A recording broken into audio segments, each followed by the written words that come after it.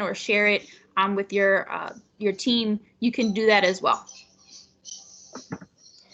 So I'm going to go back real quick just in case anybody missed it. So if you haven't done so already, please into the chat box, introduce yourself with your name, agency, site, model, and an emoji or GIF of how you're feeling today.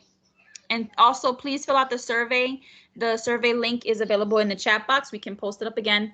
And just so to help us with gauging who's participating in today's session. And again, we are recording now. Okay, so I'm going to unshare, and Casey, you can take it away. Okay, great. Thank you so much. I'm excited to join you all virtually today. And I'm going to ask I'm going to do a little bit of background, and then I'll ask either Naomi or Samantha maybe to share what some of our poll results have been, so that I can adapt information accordingly. But my name is Casey Thompson. Some of you I know. OST world is my heart, and a lot of my history, including past time doing a lot of training work with the Center for Youth Development at United Way back in the day, for those of you who've been in programming for that long. I am currently working with the Office of Children and Families and the Department of Human Services on a fellowship focused on our young people who are sent to residential care for either child welfare or juvenile justice, and what is the intersection with education and that. I will tell you, it's been an intense and amazing learning journey. And, things that cross my mind as I go out to visit, like the Juvenile Justice Center in Philly or other places, is that, some of those kids, including some of them really young, could just be a couple steps away from the kids that we see in after-school program, and that our after-school program can really be a key in making sure that those couple steps don't lead them to a place like St. Gabe's or other, placement outside of Philadelphia. And one thing that we've learned through the process is that over 64% of young people who do get placed away from their homes because of the severity of their needs, truancy is one of the contributing factors. And so a lot of the work that we've been doing is focused on how do we better align the supports early on, so that young people don't end up in even more challenging situations when they get to the high school level. And so that will really kind of color as I talk. It's been, especially with the events over the past couple of weeks, an interesting time of kind of different pieces of work coming together. So I'm excited to share that with you guys. And I will tell you that we are going to cover a lot of research information pretty quickly and want to have some time to think about application. But the goal of this session is to provide an initial overview, and we are definitely interested in hearing more if there are aspects that you all would like to go deeper into, and I'll stay in conversation with Naomi and Samantha about perhaps future trainings. So as we're going through, know that this is a broad brushstroke, but our goal is to kind of get a sense from folks what would be the areas of this that you're interested in going deeper. One of the poll questions, as you see, ask about what sort of trauma training folks have done. I went through, it was IFP at that point, but the entire nine course series of what's now Lakeside Global. And it was, very life-changing personally and professionally for me. But through all that work, I just was left with this question about okay, now what? And so that's something I've really been thinking about in the past few years, and especially in my current role. So I'm excited to share. Okay, so we got a bunch of site directors and a mix, other tiny bit of a few group leaders. Okay, and then we can't, Naomi, can you scroll up the trauma? My thing is blocking it. Okay, so most folks have had a little bit. Okay, so what we're going to go through is based on the idea that you have some basic understanding of trauma, and we're going to kind of put together the pieces of some of the science with what those implications are when it comes to learning. And so I'm going to go through some information, and then we'll have a time for questions, and then we'll be thinking more about what application looks like in our programs. And so once we get into the slide portion of our activity, feel free to put your questions, as Samantha gave instructions, in the chat box, and then we'll have a time to start to look at some of those questions. So that is our background, and welcome again to you guys all. So before we really dive into the material, I wanted to do a quick opening reflection activity. Last week being the particularly intense week that it was, we certainly had an opportunity. We certainly had an opportunity to understand stress response in a very unique way. So whether this exercise is, very recent or generally in your life, we want everyone, if you have some paper to jot down near you, to take a second to think about being in the zone or kind of in our normal day-to-day versus like when circumstances push us to the point where we're in the red, where we're not in our logical mind, where our emotions have almost taken over our action. I know I personally have had some times, including at my printer, including at my back neighbor, in the past week where I didn't even feel like myself, that everything, the stress of everything going on had made it that much easier to kind of push over the edge. So thinking about an example where you kind of felt like your emotions almost took you over.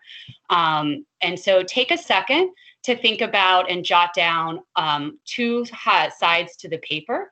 On the left-hand side, think about a time where something like pushed you like in the red zone, where your emotions were really kind of taking over your logical brain. And think about the sensations you felt in your body and take a second to jot those down. And then on the right-hand side of the paper, jot down, so what are some of the things that you were able to do to calm yourself, to kind of get back, where that emotional overwhelming wasn't happening. So, I mentioned an instant briefly, but there, the day after the first day of protests in Philly, had a garden-related incident with my neighbor, which typically would not be such a big deal for me. But I got so angry that my heart rate, and I couldn't think straight. I couldn't finish the conversation. I was on the phone with a friend. And so those are the type of sensations. What did your body feel like? What did your heart feel like? Your palms, your ability to communicate, things like that. So take a couple of seconds to jot those down. And then we're going to ask some folks to share out in the chat what have been some of our calming strategies. So clearly, this COVID time and all of the national events of the past few weeks have really, pushed all of us to be more in touch with what our own calming strategies are. So as we think about the material today, everything we're going to think about may relate to our own selves and our own families, but then also how do we translate that to the young people we work with? So take a second to jot down. And as folks are still reflecting, if people want to start to drop in the chat box. So thinking about times where your emotions have kind of taken over your rational brain, or anything that you needed in recent weeks to get your well-being back together. And if folks want to add into the chat box, what are some of the calming strategies that work for you? I know for myself, I've been doing more cooking since quarantine than perhaps my whole life combined. But that has been something that really helps me kind of come to a calm place. So take a second and, in a minute or two, if anybody wants to add any comments into the chat box. Yes, exercise definitely being one. So what are some of the other? A lot of physical movement, some meditation, some sitting. Humming we're going to talk a little bit about humming. I've just learned recently that's particularly, yes, the weeds. Awesome.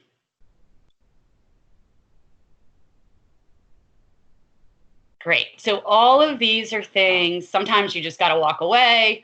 Sometimes it's noise related and sound. I love that the options that you guys are sharing, aromatherapy included, all of the things that you guys are sharing are right in line with what we're going to talk about, which is all 5 of our senses have ways that can either trigger us or can help us calm down. So it could be something that's movement related, smell or sense. So those are great. spirituality, and meditation. I'm trying to work on meditation. I will tell you it's an uphill process for me. So, okay, awesome. So keeping this in mind, this idea about being in our rational brain versus like when we get pushed outside, where we're going to think about, what that looks like, in this time, but for our young people who have grown up. Play-Doh, also a very good tactile. So these are great. Thank you guys so much. These are awesome. Oatmeal and fireworks. Nice. Tapping is a great technique. Awesome. Okay, fantastic. So now we're going to dive into, so with this in mind, we're going to dive into some of the science behind the new science behind brain development and the role of diversity and how that impacts learning. But then we're going to come back to these types of ideas, that there are ways that we all know, and how can we better help our young people learn and know what works for them personally. All right, so here we go. If I can work the technology. Okay.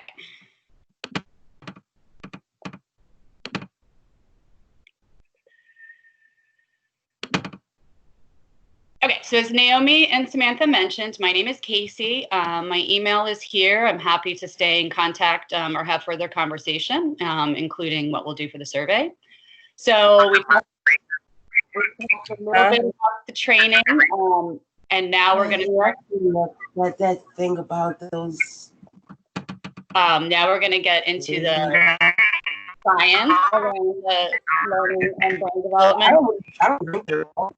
Sorry. Naomi or somebody, we got some folks who are coming through their conversation. Okay, thanks. Okay. All right, so we're going to go into some of the science about what is, not quite so much new, but emerging science around brain development and trauma, thinking about what that means for how our students are able to show up in school and learn every day, and then what it is that we can do as program to help youth build competencies to address some of these challenges.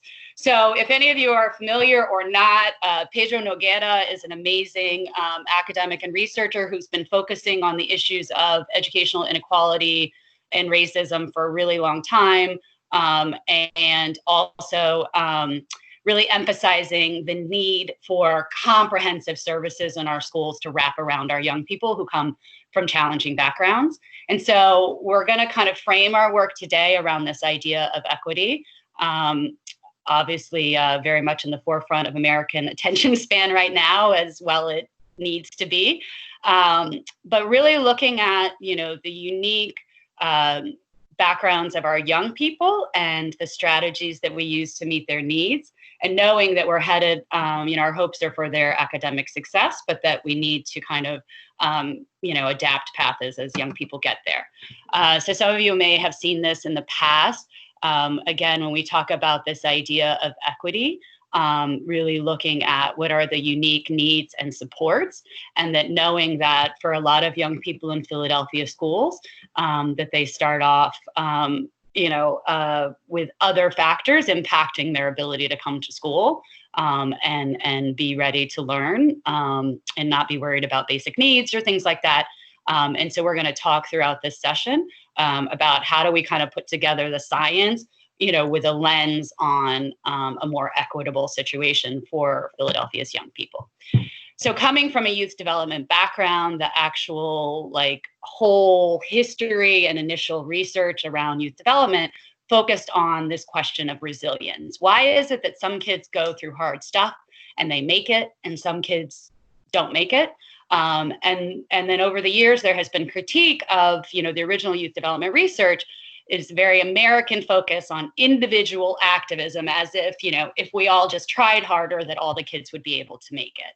And so we are going to talk both about resilience, but also keeping in mind this question of equity, and knowing that as after school programs, we typically, and in youth development and social services, we tend to focus more on this resilience factor. But certainly we are being called to become more savvy with how we can help, both our programs and our young people fight for equity. But just something to keep in mind, that after school in and of itself begins to impact some of equity issues by addressing the opportunity gap that so many young people from poor families don't have the opportunity to take part in music and sports and get the extra exposure that a lot of kids would. So these are frameworks that we'll look at. So we know that there's a lot of challenges in cities like Philadelphia, but we also have this knowledge which has kind of coalesced over the last decade.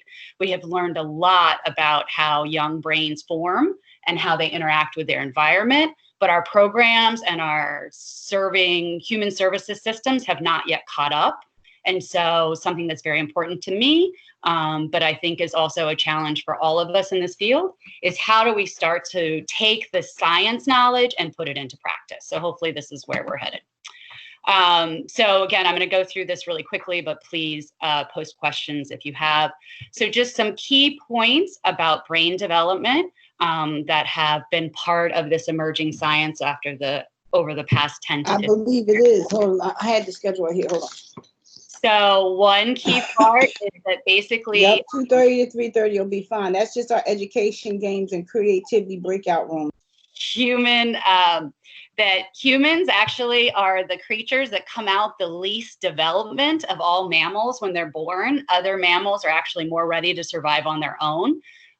When human babies come out, the only fully developed part is the brainstem, which basically just makes sure we keep breathing. But we're going to see a diagram in a second. But basically, our brain goes from these functions that we do without even thinking to a more emotional aspect, to our critical thinking type aspects. And those critical things happen in the prefrontal cortex, which new science has shown is actually still developing until 26 years old. When this science first came out, I had some staff who were under 26. They're like, oh, I'm still an adolescent. So if some of you guys are just, your brains are still forming, that doesn't mean that, the demands of your career life don't impact you. But as part of this science, there always has been this understanding that early childhood is such a vital time, a sensitive period for brain formation and how young people interact with other people in the world. But this newer science is showing that the neuroplasticity or the ability for our brains to change continues throughout our whole life, but actually is equally sensitive in the teenage years as it is in the early childhood years, which was really kind of a game-changing insight from the science. So this guy, Dr. Jay Geed, actually started doing... Excuse me, Casey. Yeah? Hey, are you past the agenda slide? Because we just see the agenda. Really? Yeah. Can you put it in slide? Yeah, let me try that again. That's weird. Thank you for the... That's weird. On mine, it shows as being in slide mode. Sorry, I can't see your comments once I had it open. So sorry about that. Thank you for letting me know. No, all right, let's try this. Okay. It should say under construction. Is that what you guys see? No, we still see the agenda slide.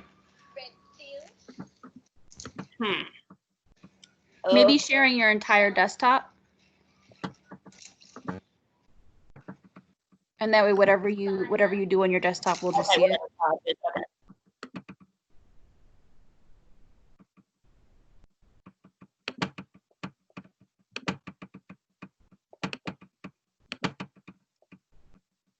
Can you guys see that now? Not yet. Nope, not yet. It's not showing that you're sharing anything. Oh. Okay.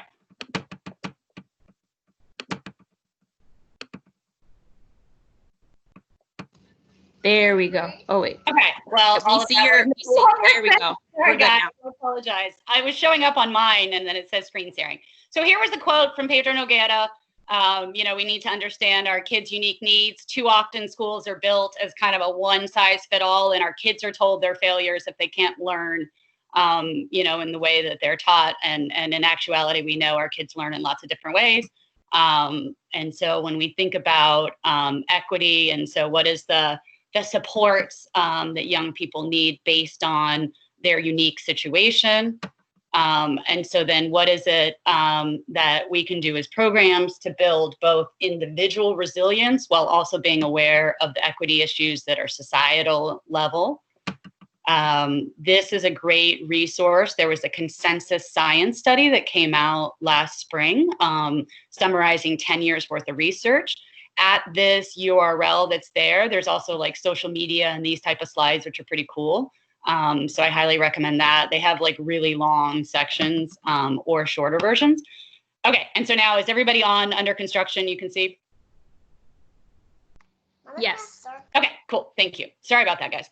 All right. So yeah, so basically, we have learned that actually adolescence is this incredibly powerful time for brain development, and that it's a time where all of the initial wiring that happens in our brains kind of realigns and gets more efficient. So whatever it is that kids are doing in middle school is the way that their wiring will get laid down. And so if our kids are doing music and sports, their wiring will make those processes faster and easier for them.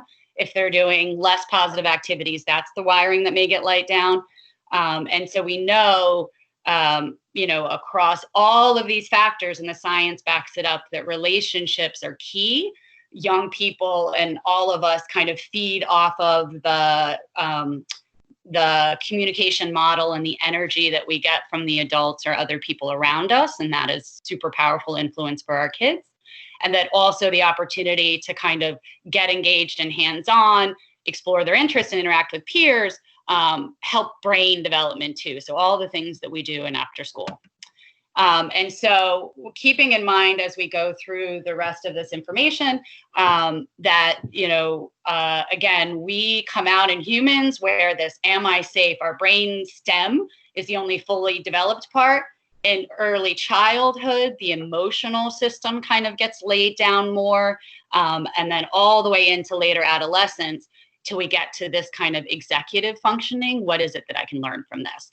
So that is a typical developmental pattern. We're going to talk now about how the impact of growing up in adversity and trauma can impact where those brain states. And I think a key takeaway for you guys, if you get nothing else out of this session today, ties to this slide, which is we are asking our young people in school every day to use their executive functioning, which is actually still growing and developing, while any of our young people who are triggered in their trauma, who are in the red zone, like we started off in this activity, are actually in their lizard brain, it's called, our reptile brain, which is this fight or flight, am I safe?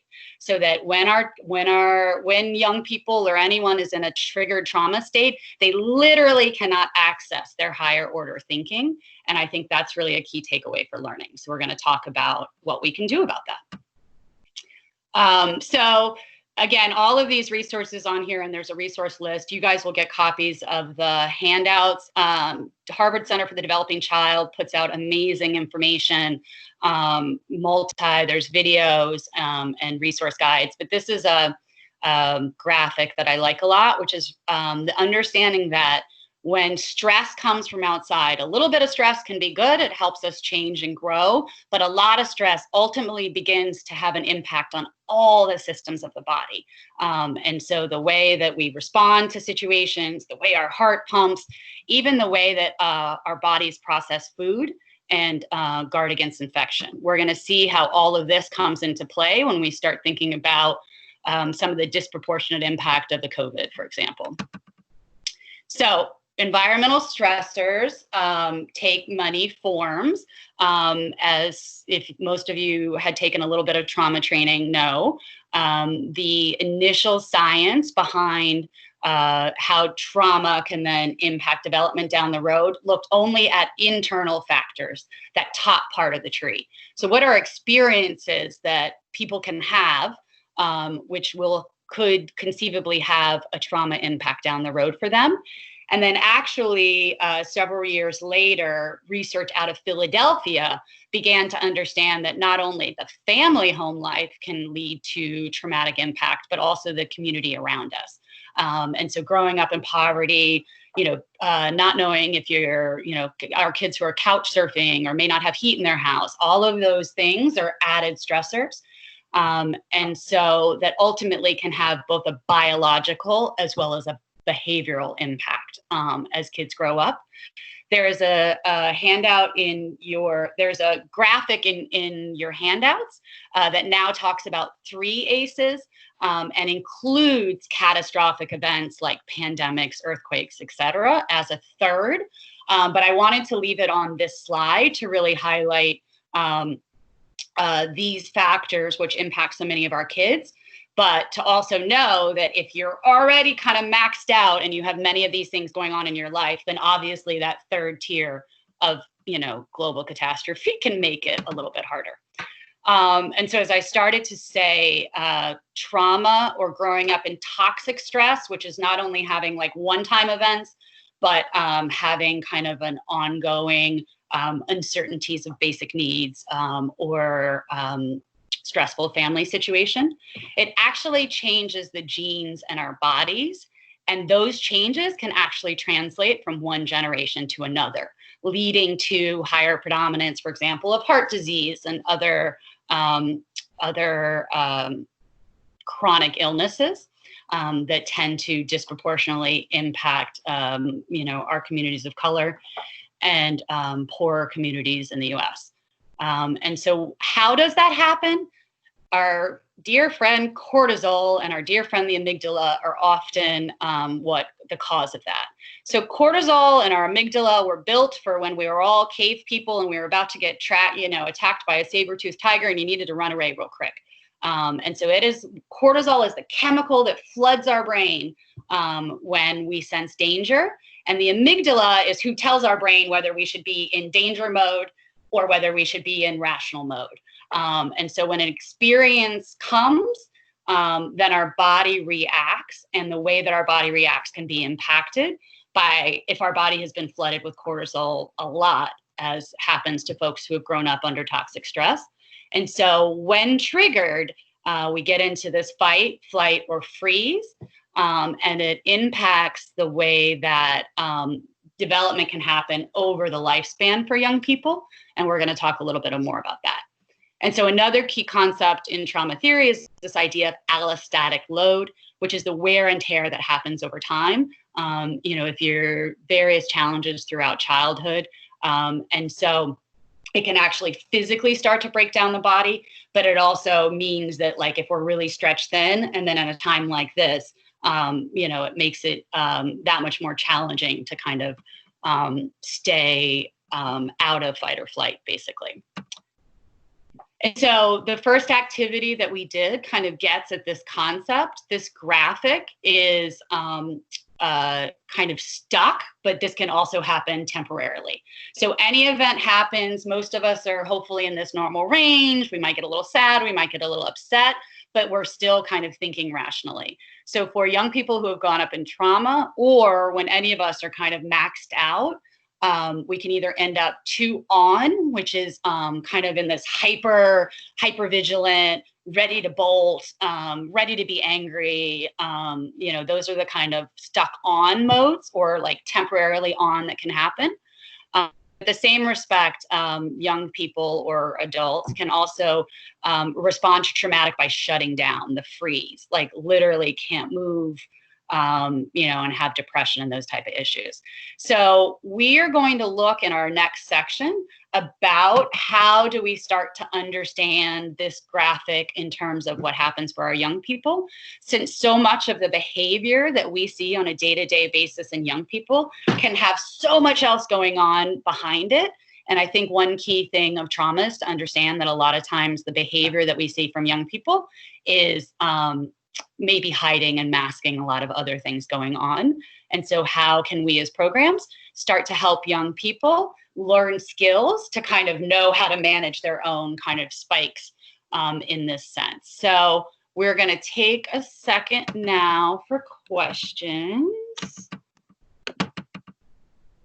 Do we have any questions?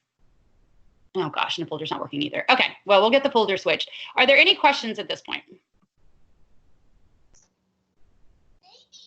No questions in the chat box. Does anybody else have a question they want to verbally ask?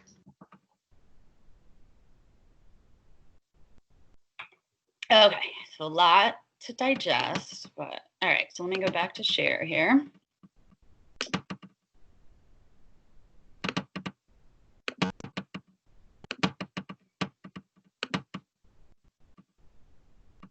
In case if you want, Naomi and I can monitor the chat box and we can just share out the questions as they come through. Okay, cool. That's easier. Yeah, that's fine. Okay, so this is our kind of reflection piece now. So key lessons learned from brain science and trauma studies is the triggers that can kind of impact our ability to use logic. But the other piece of it is that if young people have challenges in life, that those can kind of compound, especially when it comes to academic progress. So this is a graphic that I encourage you all to think about ways to have dialogue with this, with your programs. And so we think about how youth development, child and youth development, both the social, emotional, and the academic pieces build on each other over time. These are some of the key tasks. And in the top column, these are kind of more of the social, emotional aspects. The bottom column are more of the strictly learning pieces, but each of them play off of each other. And for our young people that may have had delays, you know, a lot of after school programs, you guys are doing great work around this third grade reading. Well, the reason that that is so important is that that is a milestone that research shows we can help catch up kids who may have not had, you know, as much in-home literacy exposure growing up. And so each of these places of focus can help make sure that the continuum continues. If not, they're pulling down on our young people. So for example, you know, if elementary school and some of the social emotional coping is not there, when it comes to high school, you know, some of those acting out behaviors can get to a place where they have much more serious consequences with school police in schools and things like that. Or, for example, you know, math skills, you know, maybe some of those building blocks. And so when you guys think about programming that you do, each of us kind of focuses in some of these key areas, sometimes more than one. But I think one thing that kind of another key takeaway from this session is that the more that your program can be clear across all staff and your families and your parents about the key things that you're trying to focus on, and the more obvious, explicit, and intentional you can be with that, the greater the benefit for the young people. So take just a couple minutes, and if folks want to share in the chat, like thinking about for your program, which of these little icons are some of, you know, are a couple of things that you focus on? And then what are some of the activities that you do or the ways that your program builds it? So for this last half of our training, a key thing to keep in mind is for programs, the ways that we create a learning environment and a developmentally safe environment for our kids have to do with the environment that we create, the physical and the emotional environment, the activities that we offer, as well as the way that we as staff teach the skills to the young people. How do we coach? How do we mentor? How do we like introduce and model the types of activities that we are trying to develop in our young people? So take just a couple minutes and think about, you know, are there places along this social, emotional, and or academic continuum that your program really excels? And are there ways in the way that you create the space of your program, physically and emotionally, the activities of your program, or what it is that you do as staff, or for all of you that are site directors, that you have your staff work with the young people to build and try to impact some of the things along this developmental continuum? Does anybody have any? Grace says emotional well-being with Reflection Fridays. Yeah, so kind of giving a model and a space to have young people talk about emotions and how they're feeling is a great example of that. To become more versed in using feeling words. Any other examples that folks use that may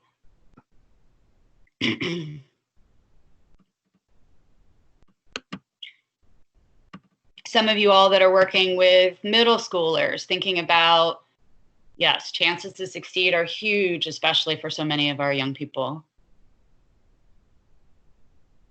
Understanding that when our young people come in from a day of school, they may be carrying some weight and they may need to kind of reset Yep, using some of those emotion words. Good. So lots of examples of kind of getting our young people more familiar. All of the tools that we're going to share in the next little bit here are easier to do with young kids, just because, you know, young kids are often more game to get into these things, where the teenagers might be a little bit more concerned about, you know, how that'll look with other folks. And so I like the emoji is a good way to do the wellness check. You know, with teenagers, you got to figure out how to get your kids on board. And all of the activities we're doing, the more that they trust you, the more willing that they'll be going along to do it. So this is awesome in thinking about kind of your wellness check and feelings. We're also going to start to talk a little bit more, not only about feelings, but about that sensation piece. And so I think one thing that has clicked for me in a combination of like my personal kind of yoga and self-care and doing this work is understanding that our feelings is how we respond to a situation. And that is impacted by our history, by our relationship with that person, but that also helping our young people be aware of those sensations. How does your body react in certain situations? That is part of what we can help our young people do to help them learn crucial skills of self-regulation, which is a phrase that trauma folks use a lot, that, you know, means a lot more to me as I've been doing this work with DHS, but understanding that there are going to be things that are going to set us off even as adults, but that we recognize in our bodies that we're about to have a strong emotional response or get triggered by something. And then we learn when we have to make an adjustment or figure out to use some of those calming strategies. And so I think that's really the next layer for us. So it's awesome that you guys are doing talking about emotions. And so here's another layer to kind of think about. And I will also, there were some resources I saw that kind of put together experience, sensation, and then emotion. And so I'll look for those to kind of add once we get the documents put back in the Google folder.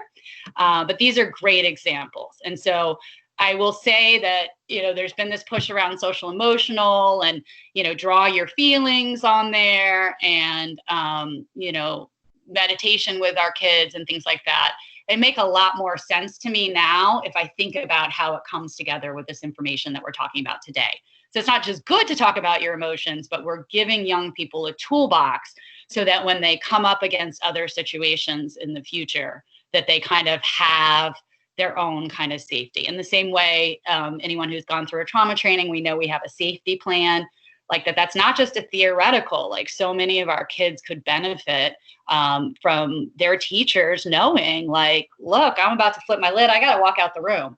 And so these are some of the skill sets that we're going to think about. How can you incorporate that? So it sounds like you guys have a good initial base to start with that.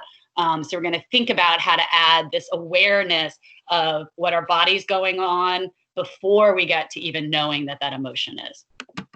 Okay. So again, this is, you know, thinking about well-being and that all of the ability to respond to situations that are thrown at us is something we all continue to work on through our adult life, but that for our young people who have grown up with a lot of trauma, that there's even more building that needs to be done. But good news, now we know that we have this powerful opportunity to impact the wiring of brains, which is, I think, is really cool. And so we now know that not only can we help give young people the skill sets for managing their own emotions, managing their time, you know, managing their money, you know, there's nuts and bolts things, and then there's kind of soft skills things, but that we can actually start and help healing. I will say that with a caveat that some of you may be trained social workers. I am not. It's also important as we learn all of this about trauma that everything that we're talking about is sort of broad scale, like primary prevention, and, you know, maybe a light intervention. There will be times that some of our young people have experienced things that they may feel safe to tell you that are way beyond what we have been therapeutically trained to address. And so for those of you that are site directors, I highly encourage that your staff know that if kids bring situations of concern up, that your staff let them know that, they're required mandated reporting things, but also that you guys have resources of counseling or other referrals, which some are available in schools. Of course, we could always have more. So if education is not just learning the facts, but how do our minds think, and some of what we do best in after school is to help, as some of you guys mentioned in the chat early on, to gain confidence, to be excited, to see why it matters, and to understand yourself in an intentional way, to be more successful in both school and getting ready for work and all of those things. So when we think about, again, there's hard nuts and bolts things we have to worry about in helping our young people get eye on the prize through to high school graduation and connected to post-secondary. And then we'll get into some of the softer skills. But these are some of the concrete pieces that I think all of us who work with young people, especially high schoolers, need to continue to get more savvy about. Which is, there are things that we as adults can do to support kids. There are things the kids have to do. They need to show up and take responsibility for their own behaviors and schoolwork and things. But also knowing that this credit accumulation, this idea of progress towards graduation, is a key piece that we can help coach and support young people.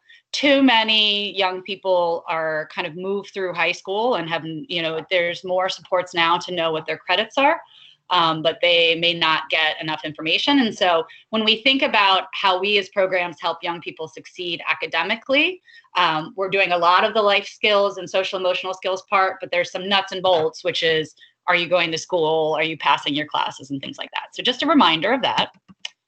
But what is it that we really do? So obviously, caring adults, knowing our kids individually is the most powerful thing that we can do. The more continuity over time that we can do that, the better. But that we also do a lot with creating a safe environment. One group of out-of-school youth I taught years ago, we had one kid who was like this goth, biracial African Asian, he had been kicked out of 4 different programs or had left programs. And one of my biggest successes as an instructor is that he became integrated, not only made it through our program and was an amazing contributor, but that actually started to form bonds with the other kids where he had come in a really standoffish. So thinking about the ways that we make sure our kids are safe from bullying, that they can be safe in their identity, but that they also can be safe, that if they get triggered, that we know how to, respond to that in a supportive way. So engaging activities, obviously always key. To tie that back to the brain piece, again, especially starting in middle school, the more that our kids get to try out, not only does it give them a sense of possibility, it actually is helping their brains lay down more wiring. So that's cool. But the piece we're going to really look at a little bit deeper is this idea about how we help young people build skills, both in what we teach and we say in our workshops, but also in what we model as staff and the way that adults interact with each other, the rituals, you guys talked about some great examples of those that we do together in programming, and thinking about, not only those thinking skills, those education thinking skills, but those emotional thinking skills and how young people respond to situations. So just a couple of key pieces, and then we'll have more of an open discussion. So arousal, again, is often agitated into the fight or flight state. And so this list really struck me as interesting, just thinking about after school programs, or even some staff, well-intentioned, but maybe come, from a little bit more of, say, a Catholic school background, that, their way of showing the kids they care is to talk in a tough voice. And, so thinking about some of these things we may do without even realizing, that can actually trigger our kids who may have experienced trauma. And so a lot of, a new person or someone hovering under them can come. Someone coming up too quickly, tickling, I thought was interesting, or while lying down. But a key thing I want to highlight on on here, just when we think about programming, is too many transition, unpredictable schedule, disorganized materials. So, we're always looking for a balance between structure and flexibility with the way that we run programming. But I know specifically for some programs who have been new to startup and they haven't really settled into a schedule yet, that can actually make it hard for our young people to relax, to learn.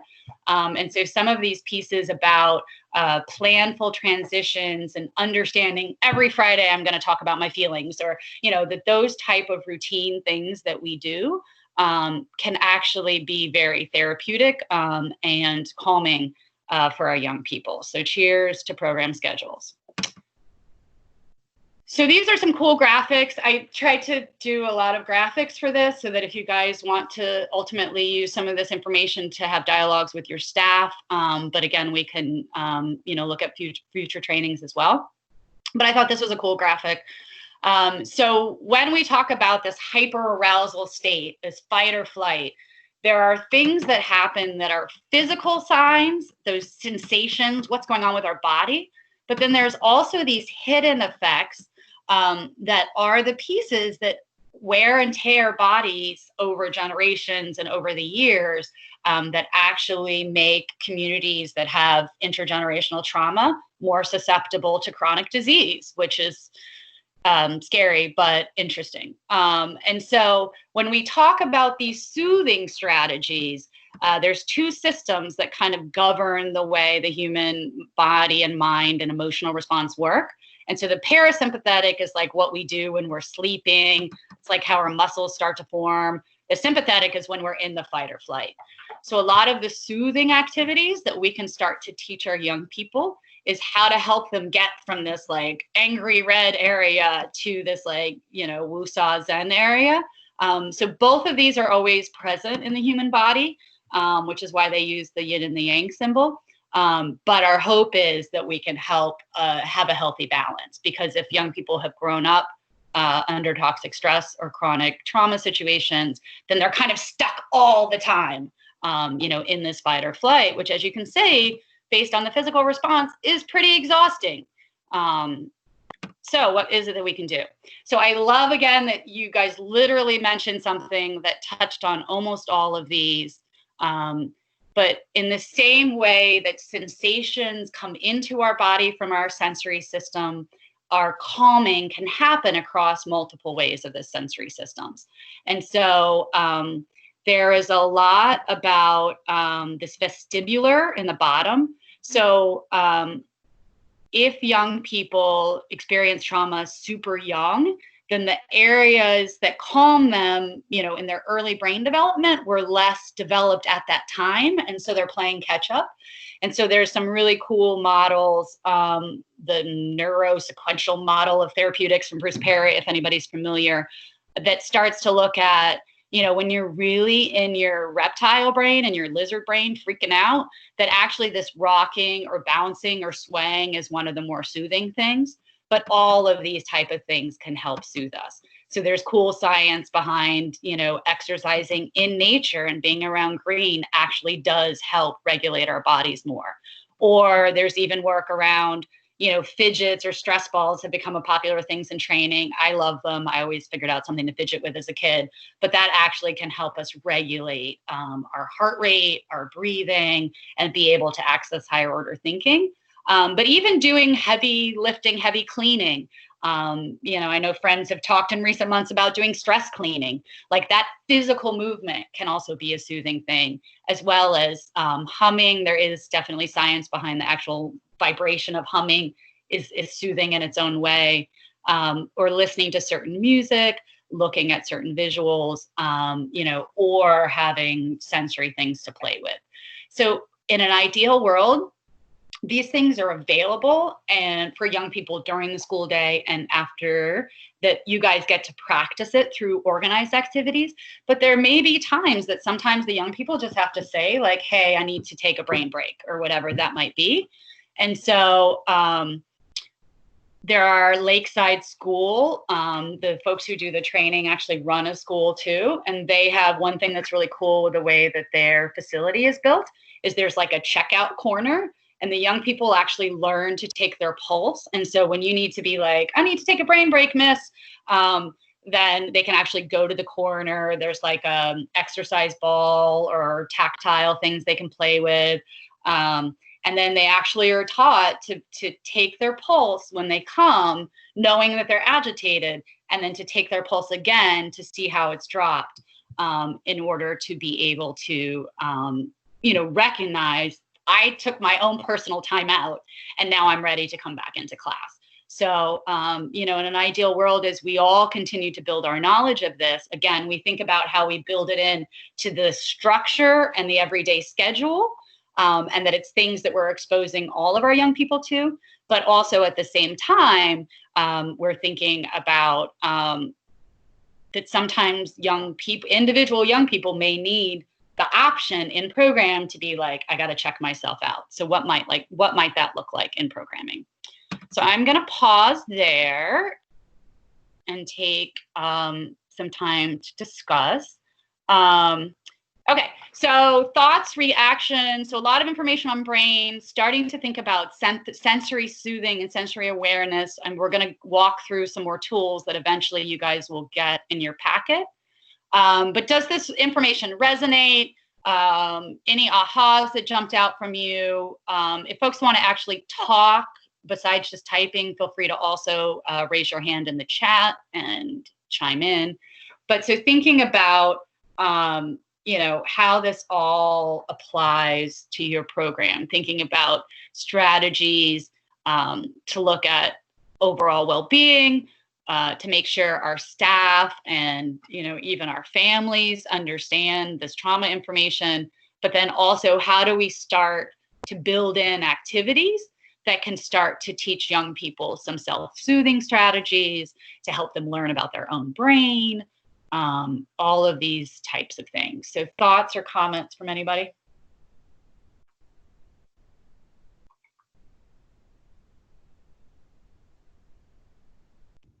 I did have a question. You're talking in the beginning about, can you hear me? Sorry, Casey. Yeah, hey Rodney, yes. Okay. In the beginning, like different ways people, I guess, experience trauma or stress, and I think you brought it up as like the collective experience versus something like that. I guess I'm trying to also figure out like when people are in freeze mode, how much do you push to get stuff out? Yeah. Stuff like that. Just like how much do you actually need to do for students or take care of them? Yeah, I'm glad that you bring that up, and I'm going to come back to the collective piece in a second, but I want to talk first about this freeze mode. So there's a great part of the reason that I'm really wanting to push this information forward and to think about how we all individually learn it ourselves and then multiply it out is that there is an extreme lack of evidence behind techniques that aren't top of our brain. So cognitive behavioral theory treatments are amazing, but that's using our higher order brain. And when we're freaking out in trauma mode, we're not in our higher order brain. So CBT cannot be the only solution. So there's a great framework that talks about relax, relate, and then reason.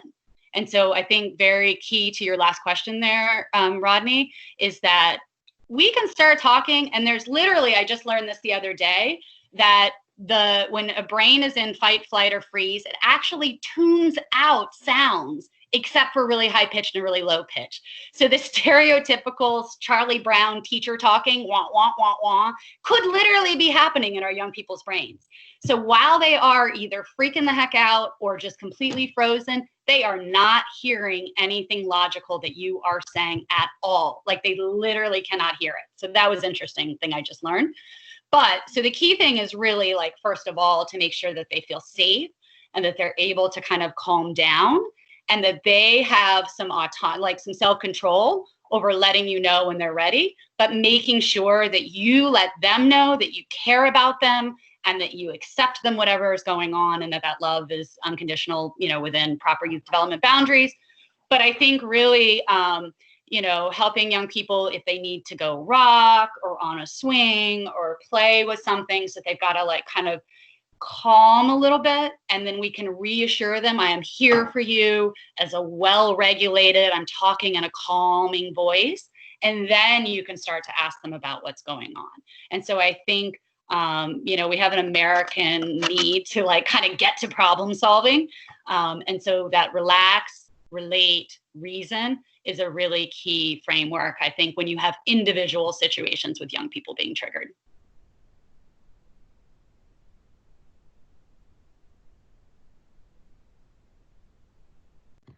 So Tiara in the chat box said it's very interesting to see that trauma equates with childhood growth and what tactics we can use to help children cope. She also said that gun violence is a triggering traumatic experience that happens daily in urban communities that seems that many feel is uncontrollable and just beyond their control.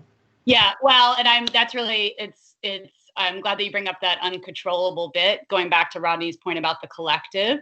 I think in this time now more than ever, we also need to be able to equip young people with the ability to understand the structures. Like, I will never forget doing youth leadership work when I was at Congreso, where the young people would be like, or even the adults would be like, well, my neighborhood's trashy, but there's nothing we can do. We're just trashy. And I'm like, no, it may not be that your neighbors are more trashy. Think about Center City. There's dudes who are paid to go around and scoop up all the trash, and all the trash cans get picked up. Like, do any of the trash cans on Lehigh ever get picked up? No, So I think how we help our young people understand that what they see is not just individual behavior, but the result of forces that stack the deck, quite honestly, against, kids growing up in many Philly neighborhoods. But then be angry, but then how do we take action? So I think how do we take action? How do we help our young people have a critical analysis is a whole nother training that if anybody's doing cool work in that area,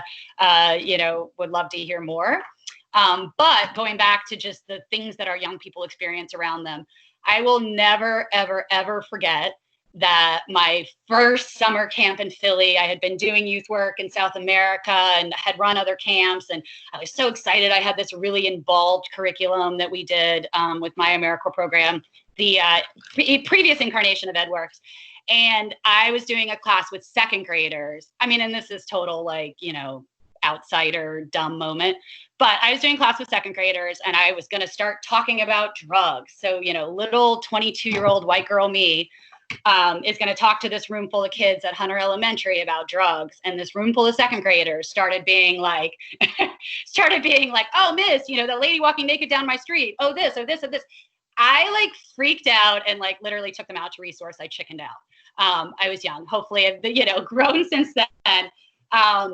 But just the amount of stuff that our young people have been exposed to is just a lot. And one of the things that I hear when we talk to young people who end up in congregate placements is that, oh, you want to put me in therapy? Maybe I'm just sad. There just is not enough grief support out there or ways for our young people to say, that's crazy. And, so I think that we provide individual support to young people. We help them think about issues in different ways, and we equip them with skills to do something about it. And then ultimately, hopefully we can start to change some of our community conditions and help our young people be empowered to do that. But one of the resources that is on the last slide that I highly recommend if you haven't heard, there's a writer, an academic named Sean Ginwright, who has amazing articles about healing work with particularly African-American youth, that we cannot heal from trauma without also addressing systemic oppression with our young people. Yes, so we'll make sure there's a link on your slides, and I'll actually put that in the chat box. But I think there's a whole line of work that we need a lot more to do, and after school we're well positioned to do it. Around how do we start to get into that collective and understanding. But I think really the key is, helping our young people understand their coping. And then how do we find this balance between no, you shouldn't have to grow up in a world where you see people shot and that you shouldn't have to be that way. But then how do you not just so then how do you like have righteous anger, but then how do you help people direct righteous anger in a way that helps healing and also brings societal change? And so that is, I think, for me, the really cool next frontier of this youth work that we do. Okay, I'm finding the link. All right, other questions or thoughts? Reactions, response.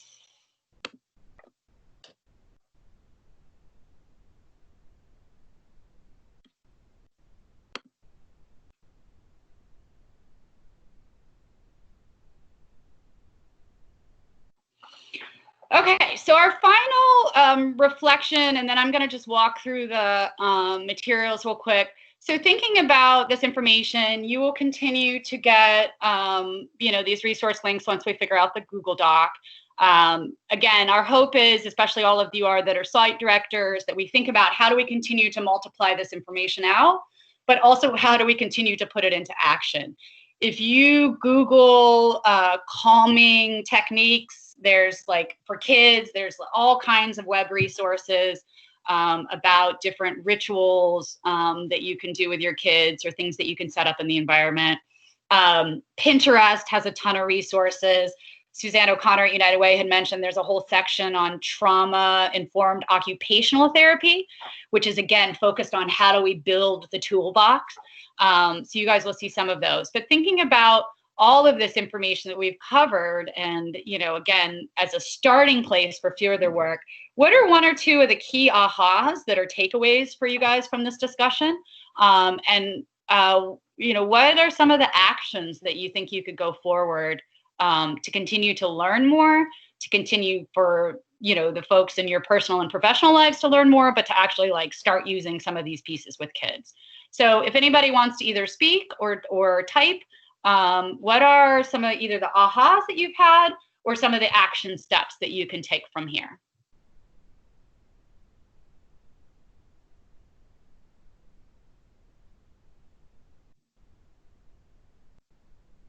Okay, Naomi resent the link, and then we're going to walk through those at the very end. This is Naomi. Can you guys? Okay, I'm not frozen. All right. I think one of the things that has really struck a chord with me, and just thinking about our overall theme of health and wellness for the summer and the entire school year, is this this notion of how trauma and adversity manifests itself in our children. So like you said, Casey, kids or even adults just needing to take a break, or the womp, womp, womp, like that very physical reaction to stress and trauma. And the way that we work through that with our students and the way that we engage with our students is extremely important. So while as an adult, you may just see a kid acting out, there's something behind that, and there's something under that we need to be patient with and consider as we are moving through this world with our young folks. Yeah, I love that you brought that up, and I'm going to show a graphic here in a second. But yeah, I mean, anytime I went through trauma training, you're thinking of people in your personal life or kids. I mean, I still remember one young person in program who came one day and when the district was on zero tolerance and threatened another kid with some darn safety scissors and almost got kicked out of school for what happened in after school. And it turns out his dad got sent up that day. And it was like, so it's like, these are the kids that I think about as I learn more. You can always think of situations where you couldn't understand why a kid was acting out of character so much. And then you end up finding out the stuff that's going on. And you're like, oh, that's actually a pretty logical response. Okay, so I'm going to show, you're going to see Naomi again for a second. Okay, so can you guys see this iceberg here? So there are various versions of the, there are various versions of the trauma iceberg. Lakeside has one of their own, but this one's kind of cool. So basically exactly what Naomi was saying, what we see is actually the manifestation of a whole bunch of stuff that's going on below the surface. And I love that they use these words in here, embarrassed, attacked, rejected, shame, guilt, all these things. So those are very intense and heavy emotions for our kids to feel. And, you know, you guys doing these activities about them using feeling words kind of helps them verbalize and get those out of not just their behavior, but actually in things they're able to communicate, process, and hopefully start to let go of. But yes, really that this, you know, we may only see the tip, but there's so much else going on behind any behavior issues that we may see from kids, and that they're trying to get something. They're trying to get attention. They're trying to get, you know, reassurance that adults care about them. So really understanding the reasons behind that. Yeah, and so I'm just going back to seeing the comments. Elaine commented on the cumulative effect of trauma on learning lags. There's another video I want to find. Sue Badeau, if any of you all have done child welfare work, she's pretty well known in Philly for like multi-generationally their family adopting a bunch of kids. But she did a workshop on resilience, super powerful. And like one of the ahas of that for me was that, so my work is dealing with kids who move schools a lot because maybe their home changed, even though we know a lot of kids in Philly might move schools. Each time a kid moves school, they lose time and they have to catch up. But one of the things that Sue said in the training is that, you know, if you move schools or you're behind, like you can kind of fake your way through English, but math is something that builds on itself sequentially. And so math is going to be harder for our kids to catch up if they've had any educational disruptions along the way. So in the same respect, yeah, it really like piles up, which is indeed very scary. But I think the other piece that I hope we all walk away from is that like now we know we have this very unique and powerful opportunity. And how cool would it be for the young people to also know? So there's also some cool models out there to help our young people understand, you know what? My brain can change. Like it's, you know, this plasticity thing, like what I practice is the way my brain will start to operate. And hopefully that can be a cool concept for kids. And then I just wanted to go back one thing to what Naomi was saying about, you know, understanding what's going on behind behavior and some of these techniques.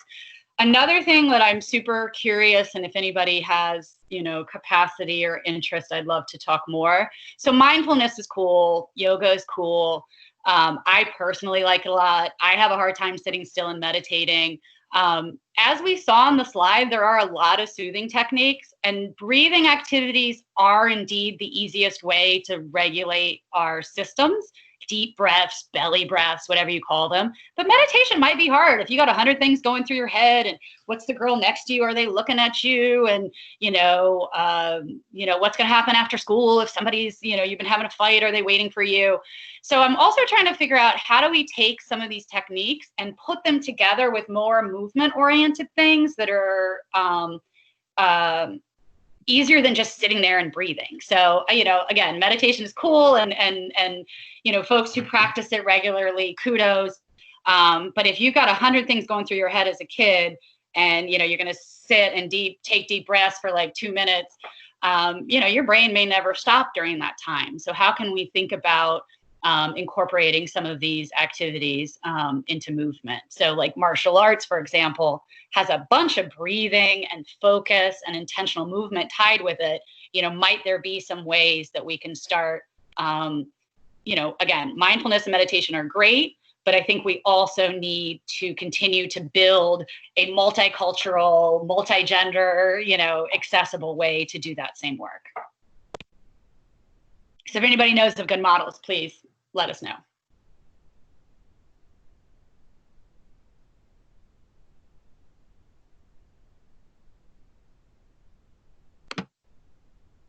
All right, so we've got a couple minutes left. I just want to really quickly show some resources. If anybody has any more questions or comments, please don't hesitate. This is kind of a open period at this point. Okay, so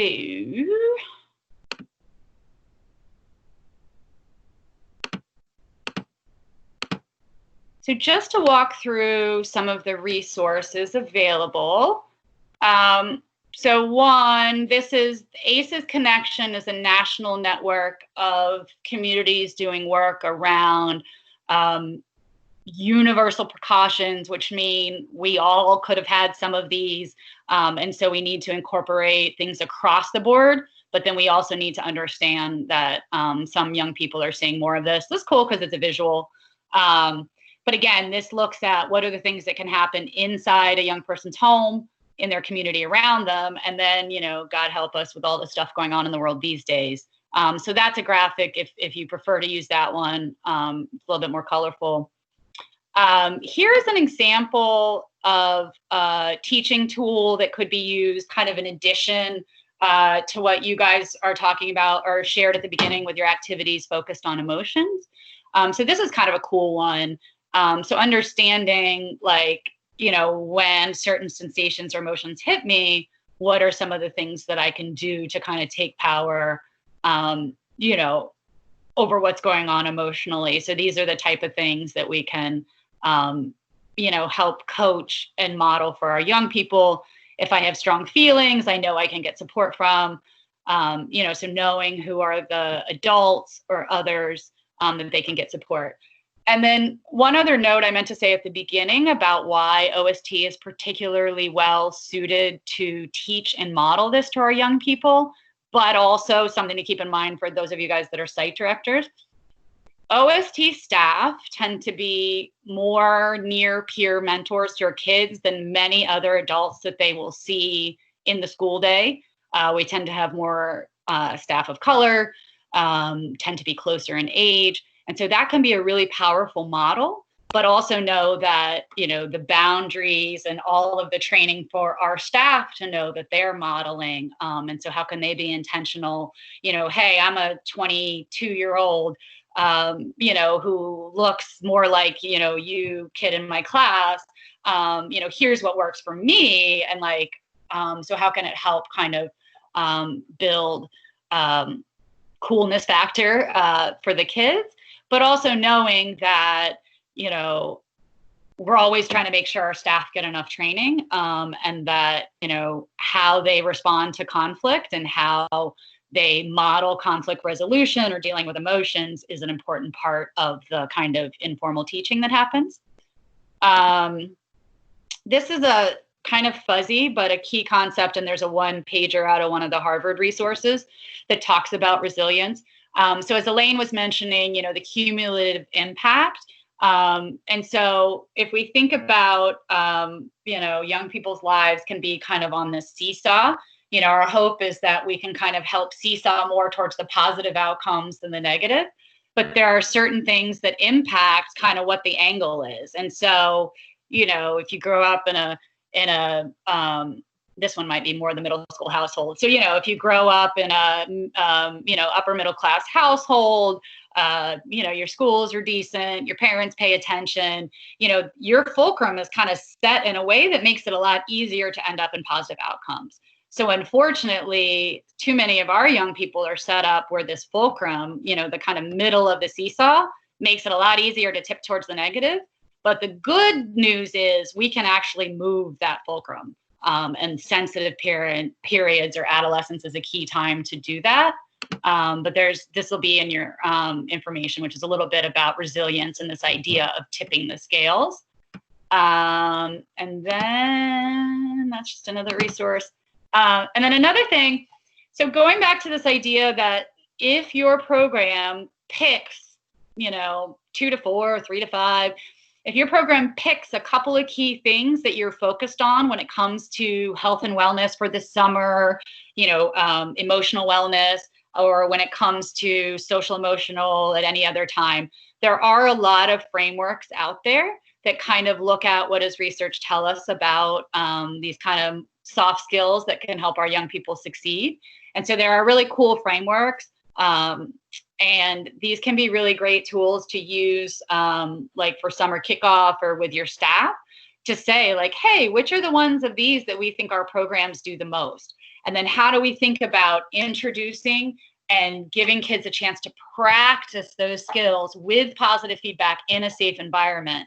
It can be really powerful. And so like this is one framework, which is from Ready by 21, which is a really amazing national resource that you'll get a resource link. There's another one that I like. Where is it? This is one cool model that's unfortunately very expensive and out of Australia that looks at emotional regulation and impulse control and gives us a different framework.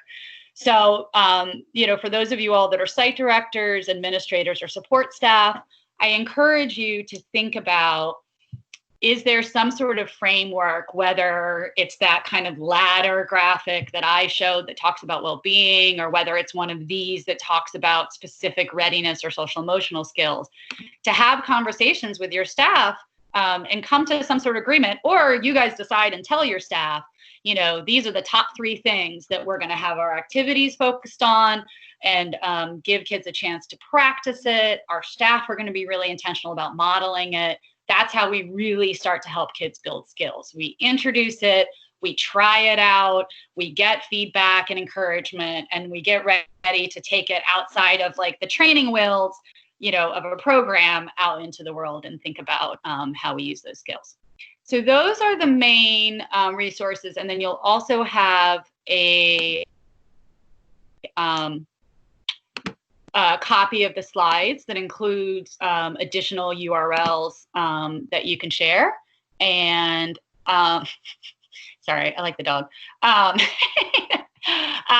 So awesome. So that is all that I have for you guys today. Again, I hope that this can be the beginning of a dialogue, and we hope to get really more in depth about what are some of these strategies that we can implement. But wanted to just give a quick overview of the science behind it, and to kind of initiate a dialogue around what can we do more. So we look forward to further conversations.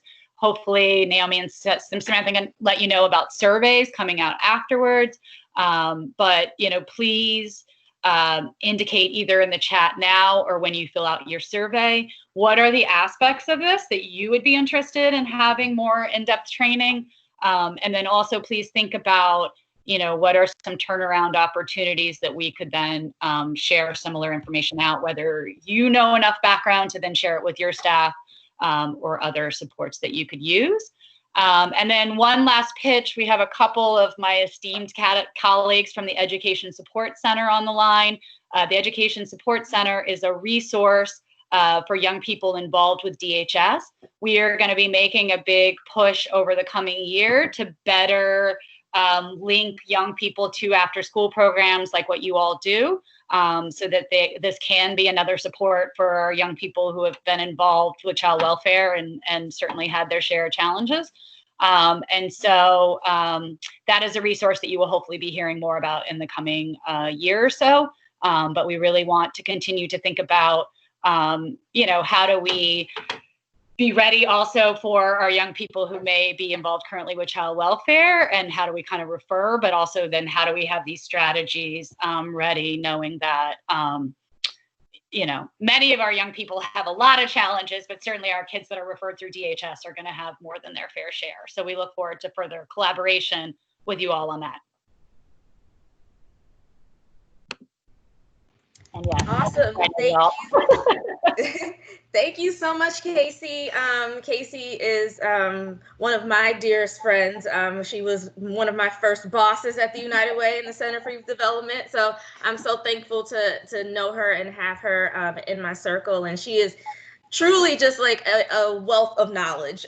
So we look forward to having more trainings with her around some of this, and kind of connecting with the Ed Support Centers as you all kind of begin to work with them and really think about how to utilize that service to get some DHS involved kids in your program. So I want to thank you all for attending our conference this summer. This is the last workshop of our conference. Thank you all. I do want to give a special shout out to Miss Elaine Green. I feel like she's been in every workshop. So I just want to tell her thank you, and I have loved seeing your face over the past 3 days. You've been a grounding source. So thank you so much. Love you. So thank you all so much. So in terms of next steps, we are going to be sending out an email to all of the participants on Monday. That will include a conference survey. So it'll be an overall survey of the entire conference, along with a Google Drive that has all of the resources that we've shared throughout this conference. You'll also be receiving a survey that you can use. Sam will give you a little bit more information on that once I mute myself, but you'll be receiving a survey that will allow you to sign up for all of the resources that we shared with you all yesterday. So ASAP, Fleischer, AIA Philadelphia, you can use that survey and kind of sign on to all of that, all of those resources. I think that's it. Again, thank you all. It's been an amazing 3 days. I want to thank you so much for participating. I know it's an interesting kind of situation that we're in doing this all virtually, but I think we got it handled, and we had some great participation. So thank you. Sam, do you have anything to add? I co-sign everything you said. Awesome. And Karis, I think you're still on. Anything you have to add before we sign off? Mic drop, Naomi. I'll tell you, we didn't know how to do online stuff before this happened. I'm talking about us as the city in our office. And Naomi, thank you for pulling this off. Spectacular. Providers, it has been so cool to see how many of you have tuned in. We are all working through this together, and happy Friday, happy sunshine, like Ann said on the other call earlier. Take care of yourselves, take care of each other. Thank you for participating, and bow down to Naomi. Thank you. Thanks, Casey, too. Thank you. Thanks, you guys. Thank you all. And again, I'm so blessed to know all of you and to be in this OST world with you all. I've been working in the OST world since forever, and I'm so blessed to know all of you. And thank you all so much for the work that you've done and continue to do even throughout all of whatever is going on this summer. So thank you all so much. If you have any questions, any concerns, you got my email, shoot me an email. I'm here. All right. Thank you guys, and enjoy this sunny, beautiful day. I'm about to go out and get some lunch. So thank you all. Have a good one. Thanks, guys.